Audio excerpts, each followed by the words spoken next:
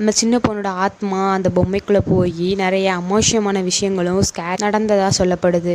இன்னி வரைக்குமே அந்த சின்ன குழந்தையோட ஆத்மா தான் அந்த பொம்மைக்குள்ளே இருக்குது, எல்லாத்துக்குமே காரணம் அப்படின்னு சொல்கிறாங்க. அந்த சின்ன குழந்தை இறந்ததுக்கப்புறமும் அவங்க பொம்மையை தூக்கி போடாமல் அவங்கக்கிட்ட தான் வச்சுருக்காங்க. ஒரு நாள் நைட்டு அந்த சின்ன பொண்ணு அப்பா வழக்கம் போல் தூங்கிட்டு இருக்கும்போது இந்த பொம்மையும் அவர் பக்கத்தில் ஒரு சேரில் தான் வச்சுருக்காங்க. இப்போது இந்த பொம்மை ரொம்ப நேரமாக அவரை பார்த்து முறைச்சிட்டே இருந்ததாகவும் கொலை பண்ண முயற்சி பண்ணதாகவும் சொல்லப்படுது. பேயோட்டுறவங்களை கூட்டு வந்து அவங்கக்கிட்ட அந்த பொம்மையை ஒப்படைக்கிறாரு. அவங்களும் நிறைய மந்திரம் சொல்லி கட்டுப்படுத்தி அவங்கக்கிட்ட கொண்டு போகிறாங்க. இவங்க தான் இந்த ஆனபிள் பொம்மை கட்டுக்குள்ளே கொண்டு வந்தாங்க. அது ஒரு எக்ஸிபிஷனில் இருக்குது.